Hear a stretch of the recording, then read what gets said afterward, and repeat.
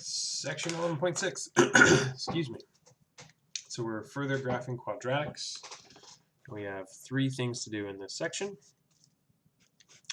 And number one is we need to be able to write any quadratic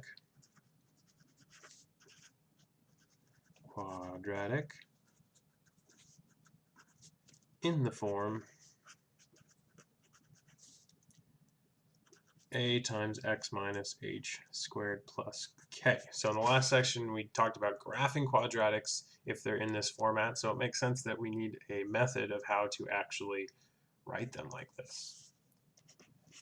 And second is finding the vertex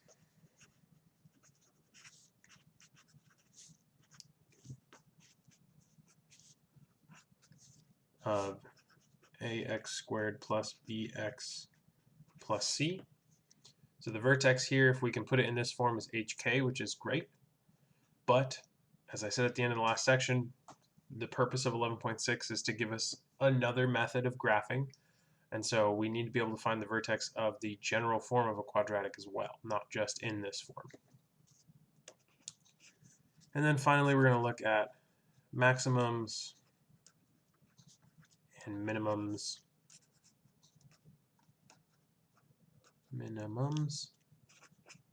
of quadratics.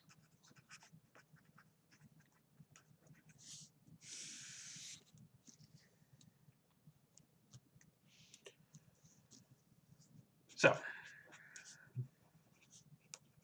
if we have f of x equals a times x minus h squared plus k, we know a couple things that allow us to graph this relatively quickly that we talked about in the last section. We know the vertex immediately at h comma k. We know the axis of symmetry.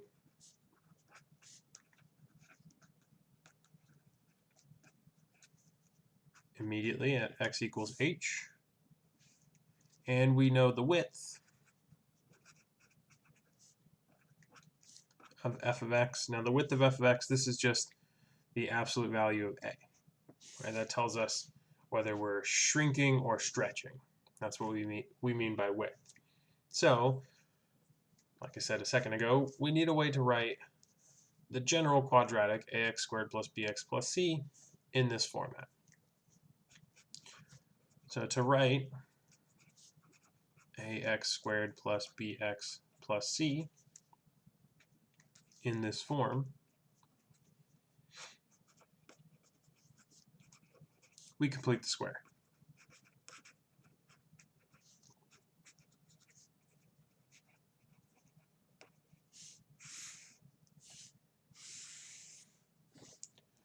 Now we have to modify how we complete the square slightly for functions because we're used to having it set equal to 0 and completing the square that way. So there's just one little step, one little thing that we change.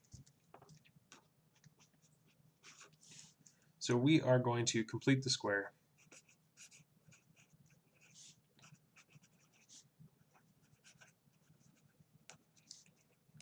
on f of x equals x squared minus 4x minus 12. And so we use this as our springboard here. So the first thing we're going to do is, just like we normally would, move the 12 over. So if we add 12 and add 12, we're going to have f of x plus 12 equals x squared minus 4x. And then over off the side here, we do the same thing we normally do. We're going to essentially ignore this part. We're going to look at this term. We're going to take negative 4, divide it by 2, and then square that. And then we add that 4 to both sides, just like we normally would. And we have f of x plus 16 equals x squared minus 4x plus 4.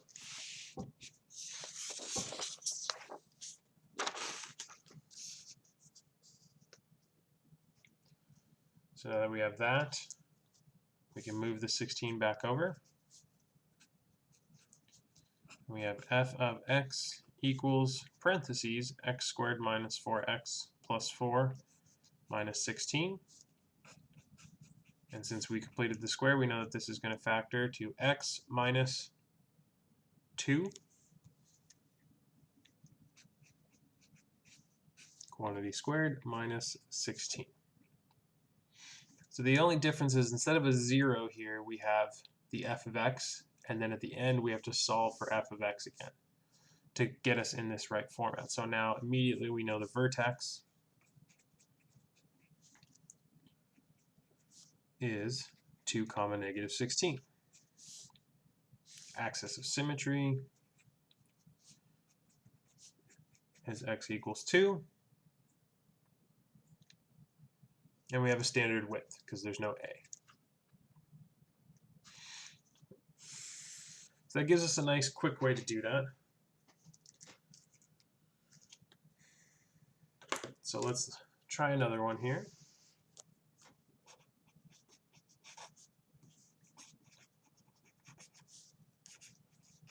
Let's complete the square.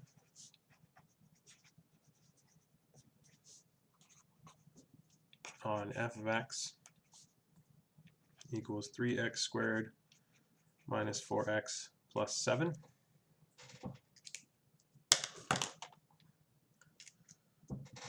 So minus the 7 over. F of x minus 7 equals 3x squared minus 4x. We need to factor this. Remember, when we complete the square, we can't have any coefficient on the a term. So we'll pull a 3 out, and that leaves x squared minus 4/3 x. So we're going to complete the square on negative 4/3. Divide that by 2. This equals negative 2/3. And then we're going to square negative 2/3 and get 4/9. And then we're going to take that 4/9.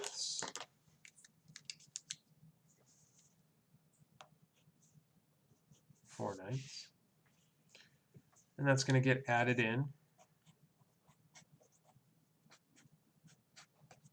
Oops, to both sides here.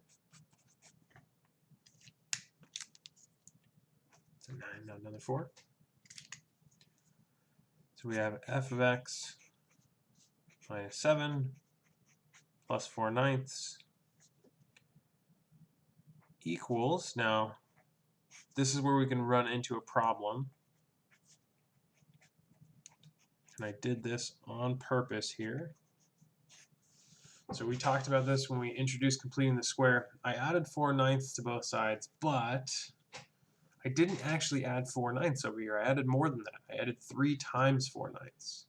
So what we actually need is a 3 times 4/9. So up here, if you wanted to do it in this step, you'd have to add 3 times 4/9. So that changes things a little bit.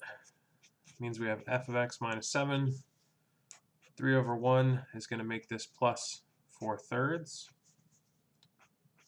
equals 3 times x minus 2/3 quantity squared. Factoring that up, x minus 2/3. So 7 is 21 over 3.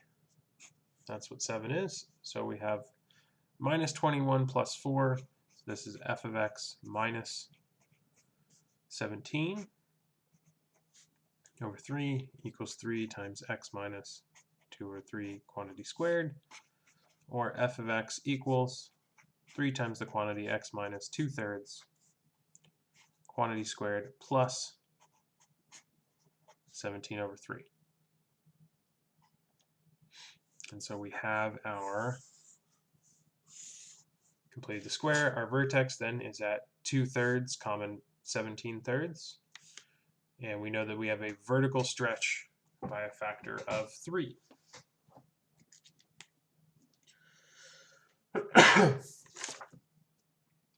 So this does give us a way to graph things quickly.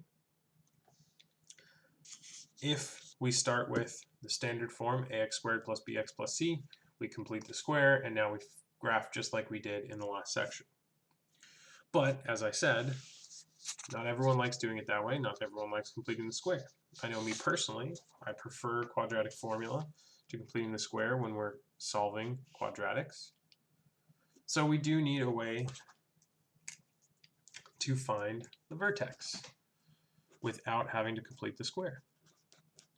And so for that, we have the vertex formula. So the vertex formula says for f of x equals ax squared plus bx plus c, the vertex will always be at negative b over 2a, comma f of negative b over 2a. And this is an ordered pair. Moreover, if a is less than 0, the vertex is the maximum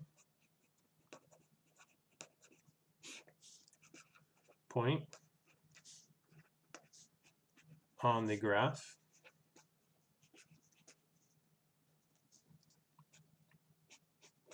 and if a is greater than 0, the vertex is the minimum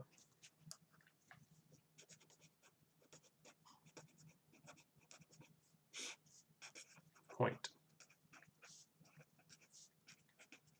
on the graph.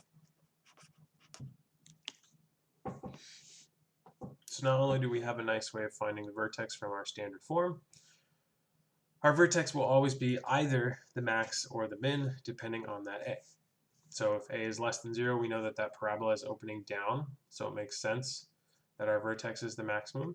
And if a is greater than 0, we're opening up, and so again, it makes sense that that vertex is the minimum, because it's the bottom.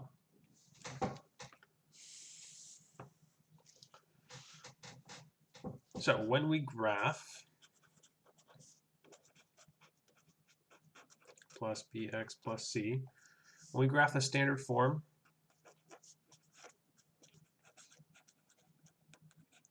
so not using transformations, there are 3 points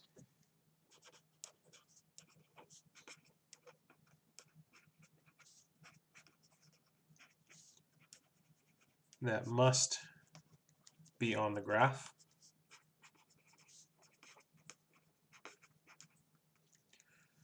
Number 1 is the vertex, and number 2 and 3 are the X-intercepts.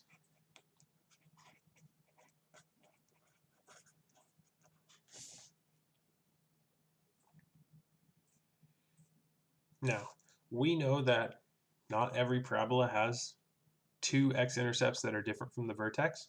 Just think about x squared. X squared only crosses the x-axis at 0, 0. So in the case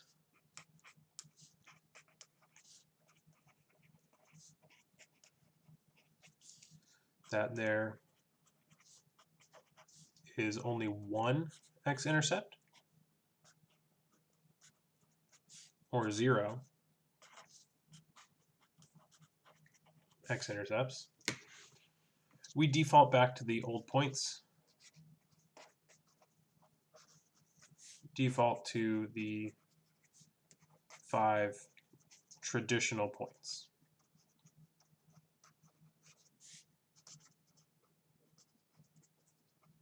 Remember, those are 0, 0, plus or minus 1, comma 1, and plus or minus 2, comma 4.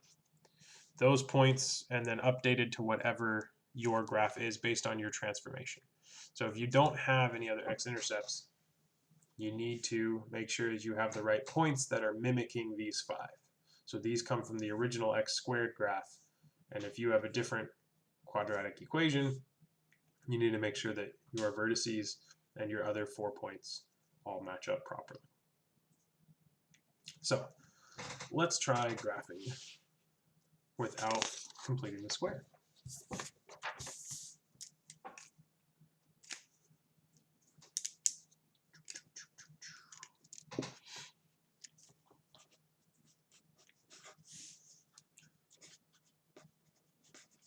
So let's graph, well, let's do the one that we already did. F of x equals x squared minus 4x minus 12. So we're going to first check our vertex formula, because we already found the vertex of this point already. All right, we did that in the first example, so we know the vertex is going to be 2, negative 16. So let's double check that our work is correct using our vertex formula. So negative b over 2a is negative, negative 4 is positive 4, over 2 times 1, which equals 2. And then f of 2, 2 squared minus 8 minus 12, 4 minus 8 minus 12 equals, that's going to be negative 4, negative 16, to negative 16, which matches up with what we got from completing the square. So now that we have this, this is our first point. Now we need our x-intercepts, and remember we get those by setting our equation equal to 0. So x squared minus 4x minus 12 equals 0. And now we're just back to the first half of chapter 11, solving quadratics. So this one happens to factor to x minus 6 and x plus 2. So this gives us x equals 6 and x equals negative 2. And the nice thing is, because these are x-intercepts, we know our points. 2 is 6, 0, because it has to equal 0. And 3 is negative 2, 0. So now we have our 3 points. These are the minimum points that you need on your quadratic if they exist. If you have less than these 3, you have to go back to the old 5 points. So let's go ahead and graph this thing. Give myself some axes here. Let's see. So we need a little bit more space going down because we need to get to negative 16. So I'll go down that far. That should be good.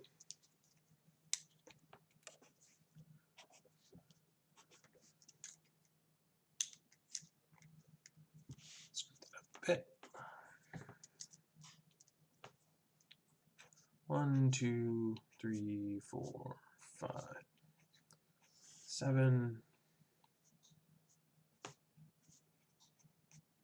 And negative 1, 2, 3, 4. Didn't do a great job on my scaling there, but that's okay. And then 2, 4, 6, 8, 10, 12, 14, 16, 18, 20.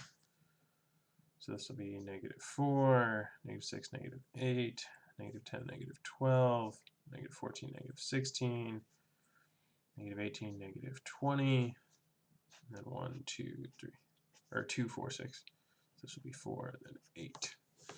So I'm just scaling by 2s on the y-axis here, and I'm just not writing every single one. So it looks nicer. So we have our 3 points, 2, negative 16, all the way down here, and then 6, 0, and negative 2, 0, and then we just connect up to those points.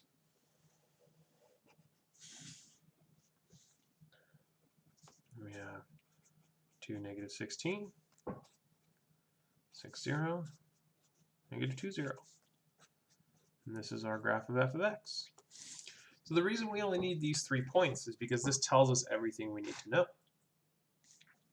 So if you are looking at this graph, you know your solutions at -2 and at 6. You know your minimum is at -16. And you can actually construct from this your graph.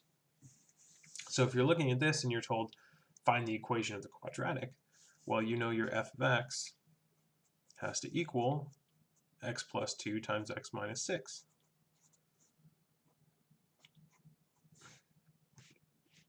Because it has to go through these two zeros. And that's the only way to get zeros.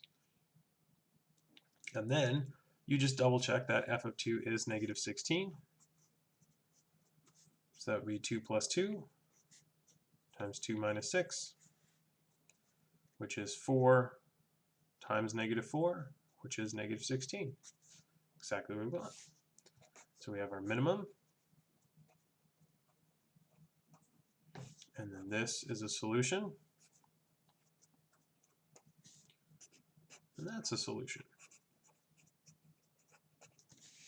This is why these are the 3 minimum points you need. And so if your vertex happens to sit on the x-axis, you need more than this because then you only have 1 point and you want to get a good idea of the shape of the graph. And so you need to default, if this point falls on the x-axis, back to those 5 traditional points that we normally did. So let's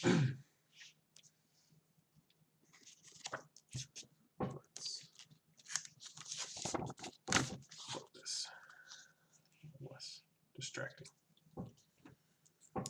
I have 2 problems for you to practice on.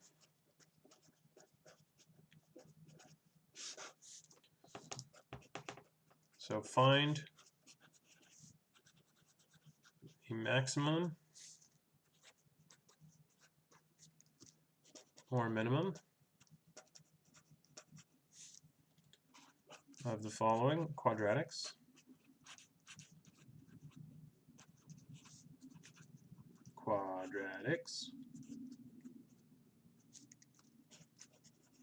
And graph them. So your first one, g of x equals x squared minus 2x minus 3. And your second is h of x equals -x squared plus 5x plus 6. So you should be pausing the video here and actually try this out. Use your vertex formula, solve your quadratic, get your solutions, and then use those to graph. Now I'm just going to jump into what the vertex should be and then show you a quick graph. So just for you to check your work. So -b over 2a for part A is 1, and our vertex is at 1, -4. And since this is positive, this is a minimum. In part B, -b over 2a is positive 5/2, and our vertex is 5/2, 49/2. And since this is negative, this is a maximum.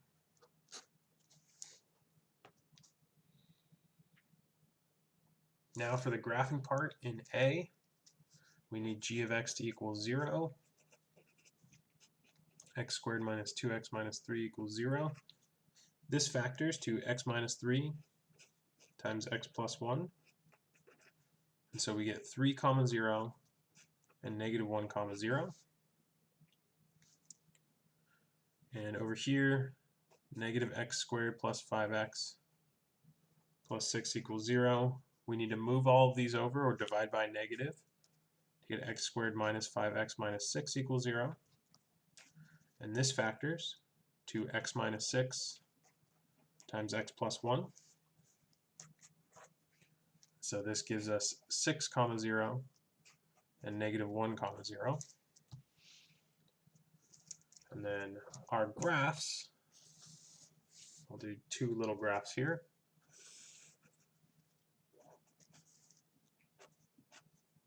-1, -2, 1, 2, 3, 4, 6, 7. 1, 2, 3, 6. -1, -2, -3,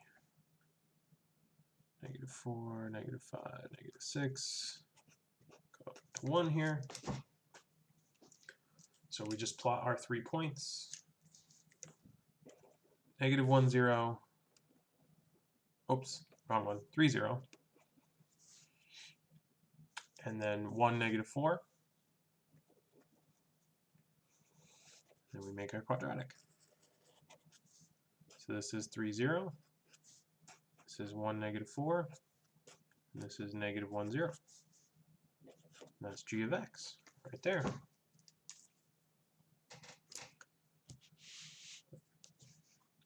For part B over here, our graph needs to go pretty high, so 5 halves is 2.5, and 49 halves is 12.25. Oh, that's not going to be straight. Let's do another one over here. So we need to get pretty high up here. We can go 1, 2, 3, 4, 5, 6, 7, 2, 4, 6. Go down to -1 here. 3, 4, 1, -2, -3, -4. 1, 2, 3, 4, 5, 6, 7, 8. We're going to go by 2s, 4, 6, 8, 10, 12, 14, 16. So now we're plotting our points. This is the one that has 6, 0, not that one. -1, 0 goes here. And then we have 2.5, which is about here. And 12.25, which is 12 1/4.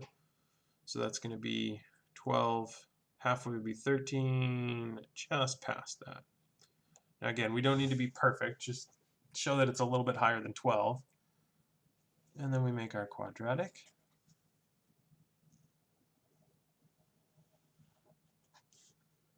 This is 6, 0. This is -1, 0.